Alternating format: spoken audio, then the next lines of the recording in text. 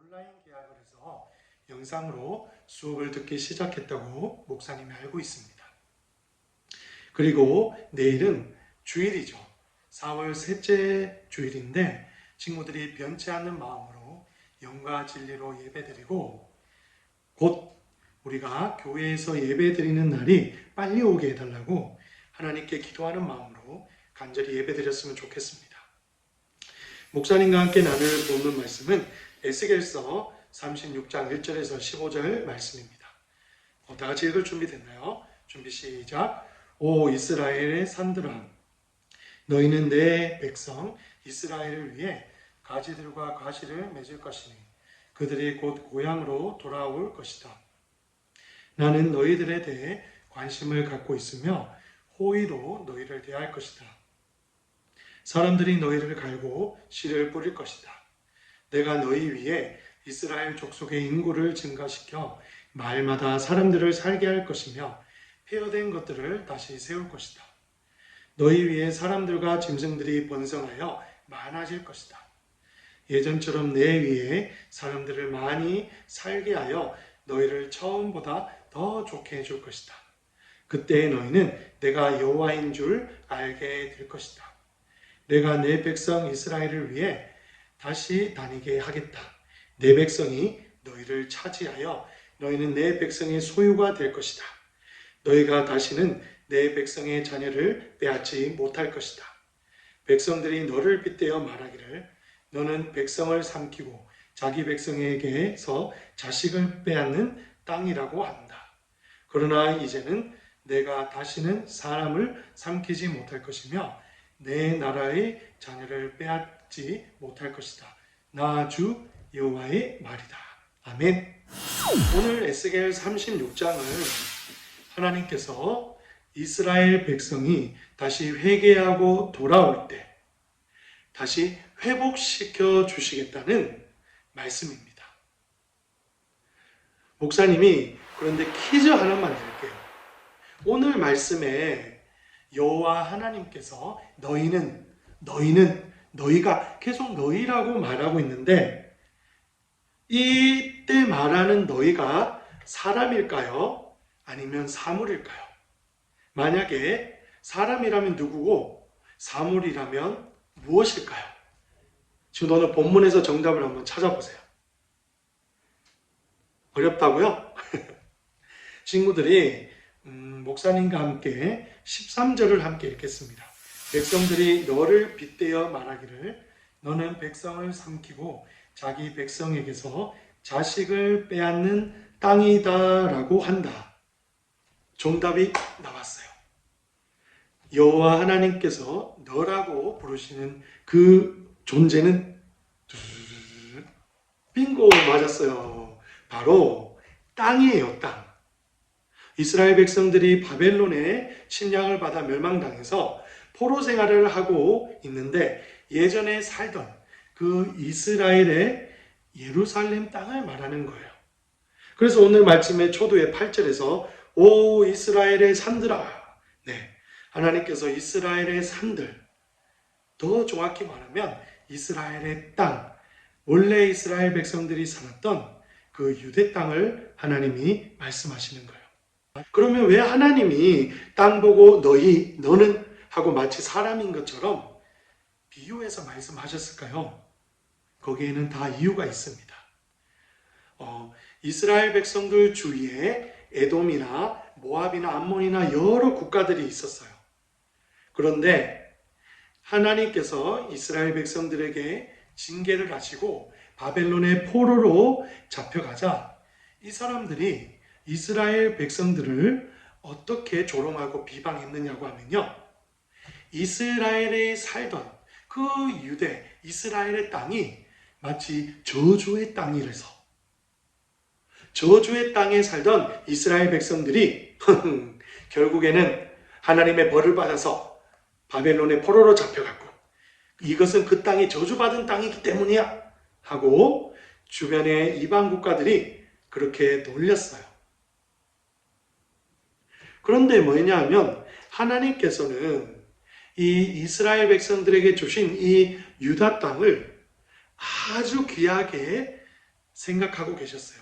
아니, 이전부터 이스라엘 백성들에게 주실 땅으로 생각하신, 예비하신 거룩한 땅이었어요. 왜냐하면 이스라엘 백성들의 저 멀리 먼 조상 아브라함 때부터 너는 본토 친척에 있는 아비집을 떠나서 내가 너에게 지시하는 그 땅으로 가라. 그렇다면 내가 그 땅을 너에게 주겠다라고 하나님이 약속하셨어요. 그 땅이 바로 가나안 땅이고 이스라엘 백성들이 지금까지 살아왔던 땅이에요. 땅은 하나님께서 자신이 사랑하는 백성들에게 하나님께서 선물로, 그리고 그 땅의 백성들이 하나님을 잘 섬기면 기업으로 주시는 하나님의 축복이었어요. 그렇기 때문에 이방 나라들이 함부로 하나님이 주신 그 땅을 저주하고 조롱하는 것은 결국 누구를 욕되게 하는 것일까요? 그렇죠. 하나님의 이름, 하나님의 영광을 같이 망령되게 일컫는 것과 같았어요. 그래서 오늘 하나님께서는 이스라엘 백성들에게 회복을 명하시면서 이스라엘 백성들이 살고 있던 땅에게, 그 땅에게 직접 하시는 말씀처럼 비유하고 있는 거예요. 하나님께서는 이스라엘의 그 땅을 어떻게 회복시키겠다고 말씀하시냐 하면 10절에 보면 내가 너희 위에 이스라엘 족속의 인구를 증가시켜 마을마다 사람들을 살게 할 것이며 다시 바벨론의 포로로 있던 이스라엘 백성들이 예루살렘이나 유대 땅으로 돌아오면 다시 그 땅 너희 위에 사람들이 막 살게 되고 인구가 증가하게 할 것이라고 말씀하고 있어요. 그리고 폐허된 것들 위에 마을을 다시 살 수 있게 세운다고 말씀하세요. 또한 11절에 너희 위에 사람과 짐승들이 번성하여 많아질 것이다. 예전처럼 내 위에 사람들을 많이 살게 하여 너희를 처음보다 더 좋게 해줄 것이다 라고 말씀하세요. 예전에는 바벨론의 침략을 받고 하나님께 벌을 받아서 종으로 노예로 끌려가서 이 땅에 모두 사람이 살 수 없는 땅이 되었지만 다시금 하나님이 이스라엘 백성들을 돌아오게 하실 때는 짐승들도 번성하여서 가축들이 많아지고 사람들이 농사도 지을 좋은 땅이 되게 하시고 자연이 살기 좋으니까 사람들이 마을을 이루게 살게 하시고 결국에는 예전보다 더욱 좋게, 예전처럼이 아니고 예전보다 더욱 좋게 하나님께서 이스라엘 땅을 회복시키겠다고 말씀하셨어요. 오늘 말씀을 통해서 친구들과 목사님이 다시 두 가지를 한번 깨닫고 지나갔으면 좋겠어요. 첫 번째, 하나님께서는 징계도 하시지만 결국엔 우리를 회복시켜 주시는 분이세요. 친구들, 이스라엘 백성들이 하나님 말씀에 불순종하고 특별히 정치적인 왕, 제사장, 종교 지도자들은 하나님의 말씀대로 예배와 제사를 제대로 드리지 않아서 바벨론의 포로로 잡혀가고 말았어요. 하나님께서는 당연히 자신의 백성들이 하나님의 말씀을 듣지 않아서 진노하셨어요. 그리고 이스라엘 백성들을 모두 바벨론의 포로로 잡혀가게 하신 거겠죠. 그런데 친구들 잊지 마세요. 하나님은 이렇게 벌을 주시기도 하시지만 다시금 우리의 잘못을 뉘우치고 하나님 앞에 나아올 때 다시 용서해 주시고 회복시켜 주시는 분이시라는 거예요. 왜냐하면 하나님은 친구들과 목사님, 이스라엘의 아버지이시기 때문이에요. 우리 한번 생각해 봐요.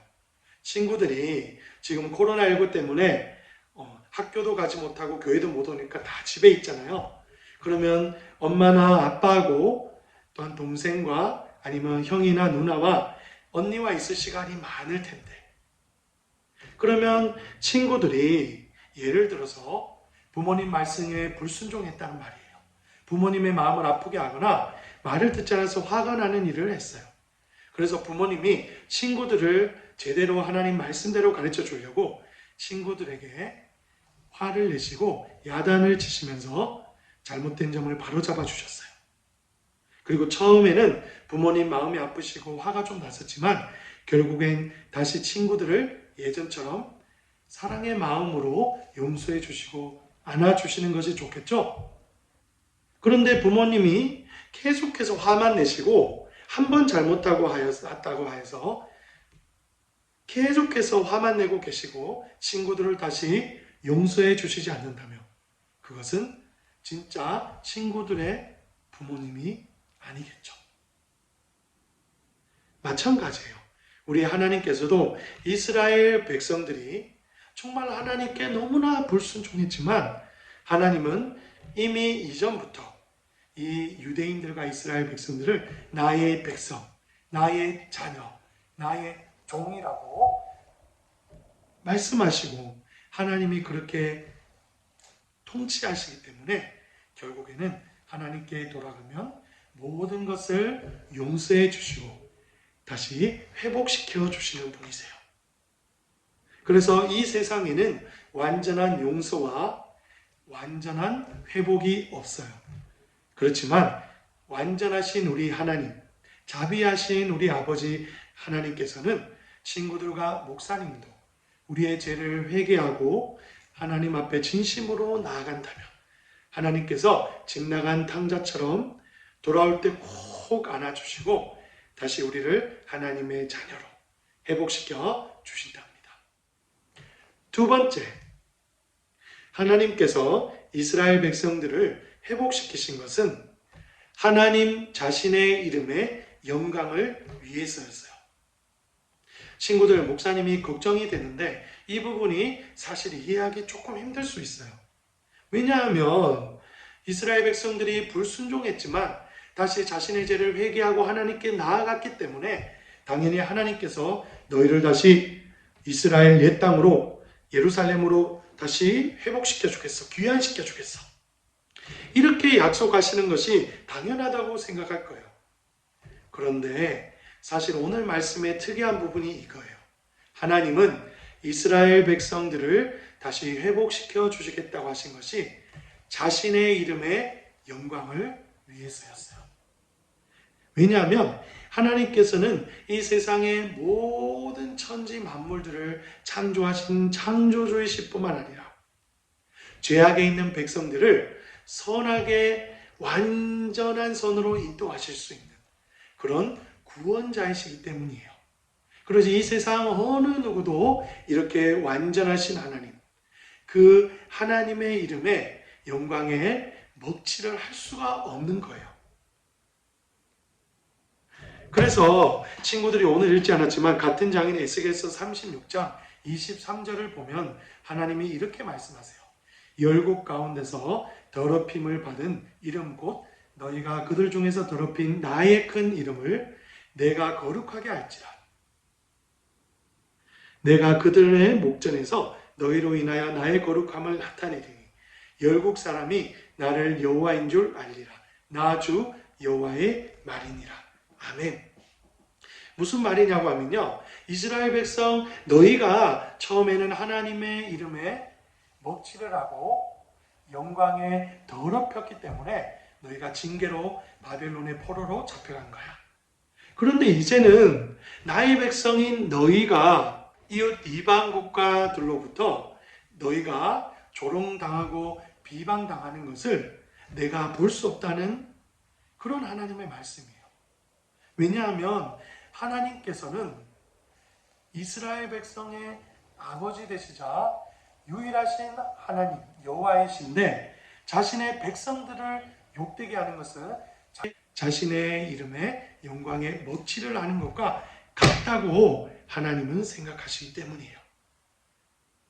그래서 이제는 이스라엘 백성들의 어떠한 이스라엘 백성들이 잘하거나 못하거나 이것을 떠나서 하나님이 자신의 이름의 영광을 다시 이방 백성들을 통해서 그들을 이스라엘이 바벨론에서 포로로 돌아와 회복되는 것을 통해 자신의 이름의 영광을 회복시키기 위해서 이렇게 이스라엘 백성들을 다시 포로 생활에서 돌아오게 하실 거예요. 그래서 우리가 잘 아는 구약의 시편 23편 3절에 보면 내 영혼을 소생시키고 자기 이름을 위하여 의의 길로 인도하시는도다. 하나님께서 이스라엘 백성들을 왜 다시 회복시켰냐고 하면 그것은 영원히 만방에 빛날 하나님의 이름을 위하여 이스라엘 백성들을 구원시켜 주시는 거라고 오늘 다윗도 동일하게 이야기하고 있어요. 이것이 바로 목사님과 친구들에게 은혜라는 거예요. 우리가 잘못하든 잘하든 하나님께서는 정말 가장 중요한 것은 그 행위나 우리의 결과에 관계없이 하나님의 이름을 위하여 우리를 끝까지 구원하시고 의의 길로 인도하시니까 이것이 친구들과 목사님에게 얼마나 큰 은혜인지 몰라요. 그래서 오늘 이스라엘에게 또한 이스라엘 땅에게 회복을 명하신 하나님, 친구들도 이스라엘 백성들처럼 내가 잘못한 것이 있거나 하나님께 기도로 털어놓기 부끄러운 죄가 있더라도 하나님께 돌아가면 하나님께서는 그 죄가 크거나 작든 또한 용서받을 만하든 용서받기 힘들든 우리를 이미 자신의 백성으로 삼으셨기 때문에 하나님 이름의 영광을 위하여 용서해 주시고 다시 하나님의 자녀로 회복시켜 주실 것을 친구들이 확신하길 바라요. 기도하겠습니다. 하나님 감사합니다.